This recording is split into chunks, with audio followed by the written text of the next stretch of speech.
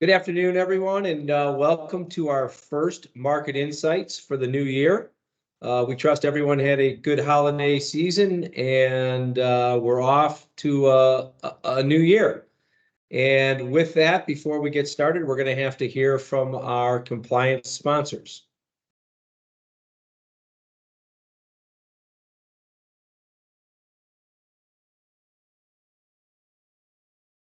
Great, I'm sure everyone was able to read that in quick fashion. So with that, let's kind of start it the way we always do and recap our December meeting and what's occurred. It's kind of the 12th month of the year and maybe a brief annual recap of 2023, and then we'll get into what our thoughts are as we enter the new year. Gavin, would you like to partake? Sure. Yeah. In December and really back in the fourth quarter, we talked about a potential, rally in stocks fueled by the QRA. So we called that out in past issues, and we continue into this year to see that, kind of taking hold. And really, the theme is still the quality factor in stocks for us. That's what we think the theme is, and that will continue to persist for now. And so remember, that's like strong balance sheet, strong competitive stance in the marketplace, low financial leverage, those types of qualities. And of course, those qualities can, show up in different sectors of the stock market at different times, depending on the environment. On the bond side of things, if we go back to last year, we can remember, well, really the past couple of years, the struggles of the bond market. And, last year, we really took advantage of our bond portfolios effectively had no duration, and we took advantage of the attractive yield in T-bills, the risk-free rate. And to start this year, we've taken duration and moved it out a bit. And it's surprising the attractive opportunity that we think exists, not even that far out in terms of, what you can do in terms of duration risk to yield that you can capture. With some different ideas in our bond portfolios. So we think we have a good grasp on things moving into the first quarter, and that's the recap from last month. Great, Rich, do you have anything to add to that? I just wanted to kind of reiterate what Gavin said. The QRA is the quarterly refunding announcement by the Treasury. October 31st was the announcement, and the surprise factor there was they reduced the issuance of long-term bonds, which drains liquidity. So it had a major positive effect on liquidity, and that is what was behind the fourth quarter rally. And that's ongoing. The next quarterly refunding announcement is going to be January 31st. So to the extent that, anything is on the immediate horizon that might change the current character of the market, it's likely to be that. And if the next announcement comes up and it looks like they are going to go light on long-term bonds and go heavy on T-bills, that would also be liquidity positive. And we would expect the market rally, to continue to the extent that they go out and issue long-term treasuries. Then you're going to have two negatives going on. You're going to have quantitative tightening by the Fed and large supply of long-term duration by the Treasury. And that, to the extent we get an inflection in market behavior, it's probably going to be associated around that. Well, that's interesting. And the Fed always has a heavy hand in how markets, certainly over the last few years, that the Fed has really had a huge impact on and kind of triggered either positive or negative performance with their actions. So we'll certainly keep a close eye as to see what the Fed does here going forward. The point, just to clarify on that, I think the point is, certainly 2022 was all about the Fed. 2023 was really all about the Treasury. And so the Fed's done raising rates. Quantitative tightening is a fixed amount every month. So the Fed is really not an actor at the margin. Where the change is going to come from is whether or not the Treasury decides to dampen the tightening effect of the Fed, or add to it. And, last year was pretty clear where from the beginning of the year to July 31st, the Treasury was dampening the effect of the Fed, and you had a market rally. And then from July 31st to October 31st, they added to the tightening and everything sold off. And then from October 31st till now, they've offset the Fed tightening and you've had a rally. So the Fed is kind of constant now, which means at the margin, there's not really much change from the Fed. I think all eyes are going to be on the Treasury to decide, are they accelerating the tightening of the Fed or are they counteracting it? And for the foreseeable future, that's probably the dynamic that, Janet Yellen is really more in the driver's seat than Jerome Powell. Sure. Well, that's a great point. Let's transition into what we think, going forward, how markets may perform. Most of our clients are invested in some sort of balanced portfolio of stocks and bonds and maybe some cash. So I wanted to tackle maybe the two major asset classes, which are bonds first, and then maybe we could touch on equities, both domestic and global.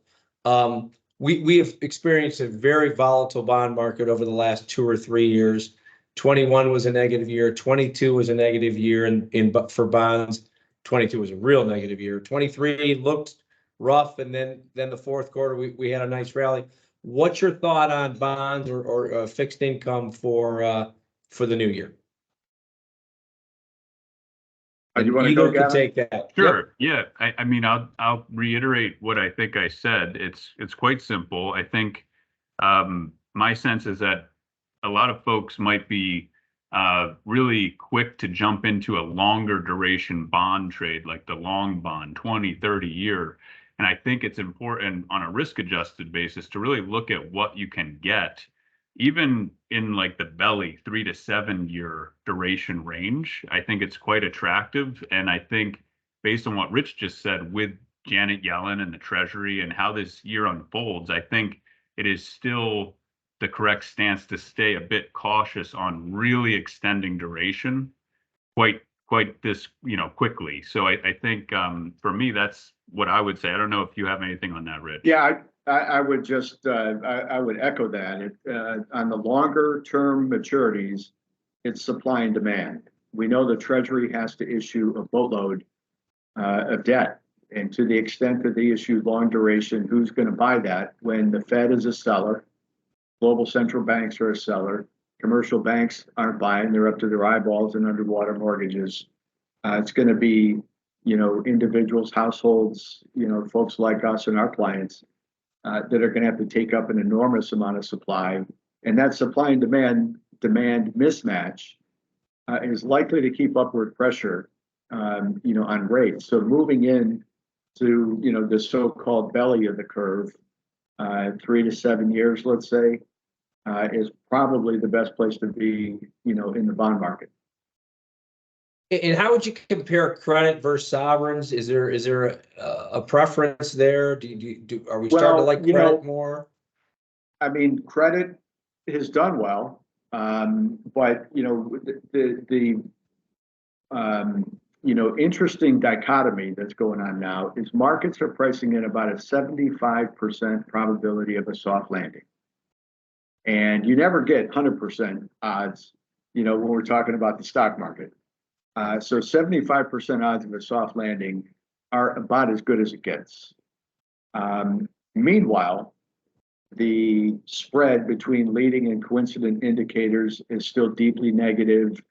It's in recession, approaching territory. The yield curve is still inverted. Anytime the yield curve has been this inverted and this long, it's been a recession. Those are the two most reliable indicators in that they have basically a perfect batting average going back, the last 10 recessions. So I'm not ready to dismiss that, we're not in store for a hard landing. In fact, Mhm. every past cycle, when you get to this point of the cycle, the conversations about soft landing hit a peak. So the fact that that's all you hear about is soft landing, the fact that markets are pricing in a 75% probability, doesn't mean that's what we're going to get. So, from that standpoint, I would lean toward highest quality. So, if it's credit, it would be investment grade over junk. Otherwise, it would be, government, sovereign over anything, credit. Yep. And it still, I think, pays to play things on the conservative side. And simply because the odds have been priced in so high, there's no room for disappointment. Mhm. And to the extent we hit a couple of road bumps or we do get some disappointment, treasuries are going to be more defensive in that scenario. Right, right. Good point. Very good point. Let's transition to equities. Everyone likes to talk about the equity markets. We certainly had great returns here in the domestic, certainly in the big cap, large cap growth, especially. We talk about the Magnificent Seven. Everyone wants to talk about stocks. The U.S. has really dominated really the past 10 years in returns. What do we see if you're a longer term investor? Has the growth trade, is it getting a little tired in your opinion? Do we see some opportunities outside the U.S.? Do small caps who performed extremely well in the fourth quarter, does that trade carry on? What's your thought maybe for the longer term investor as to where they may want to position their equity allocations? Well, it's a good question because it's really a function of, time horizon. And there's certain things now, like, we're not bullish on small caps, but that is on, kind of a 1 to 3 month, basis. If you zoom way out and you're looking at a 10-year horizon, then you're just talking about, cases where there are fundamental trends that are tailwinds. So certainly anything that's been underinvested over the last 10 years, you would expect the pendulum to swing, in the opposite direction. So we have underinvested big time in energy. And for as much as we want to move toward a green future, you're still going to need, basic energy, and it's been heavily underinvested. So, things like the energy sector, things like basic materials, things like mining. If we're going to electrify, we need lithium and copper and tons of it relative to current capacity. So that's going to take a long time to play out, but I think those are going to be the kind of sectors that have, the wind at their back. Meanwhile, the technology companies that everybody knows, the fact that everybody knows them and, they're very over-owned and crowded, valuations are high. So your starting point going in is they better deliver because they're priced, for perfection. Right. And it's hard to bet against those companies because they're so big and strong and they have great balance sheets and great cash flow. It's hard to bet against them. But the bar is set very high, and it could be difficult for them to clear it. These other industries, the value-oriented industries, commodity, basic material, mining, metals, energy, the bar is really low. And with a very low bar, it's a lot easier, for them to clear the bar. I wanted to add one thing to kind of bring together the equities and the bonds quickly. And we've used this kind of idea or theme starting last year. But when you think about equities, I think it's also interesting to think about high yield. And so what we're seeing right now in high yield, and there's a couple vehicles we can use to do this, is to focus on the quality factor. And if you look at the returns that you can get historically from equities versus some of the yields that you can get in bonds, and then have a better priority in terms of a bond investor, a contractual agreement versus an equity investor with less risk, I think, really equity investors should ask that question, like, is there something better to do than just stocks all the time? And of course, we have solutions for equities, and we have some portfolios that are starting the year off very strong. But I do think, kind of a blend of both is interesting in some of the credit high yield things that we see available. Well, that's great. I mean, I think when we look back on these monthly recordings, we always take a look back to see, maybe how right or, did things play out the way we thought they would play? And as we know, some do, some don't. This will be every year is an interesting year. This year, though, with all that we're going to be looking at, especially come November, I think we're in for a wild ride, just like last year was. This year maybe a little bit different. So, with that, guys, appreciate the time, and let's hope for a banner new year, and we'll see you in February. All right, Take care. sounds good. Take care, guys. Thanks.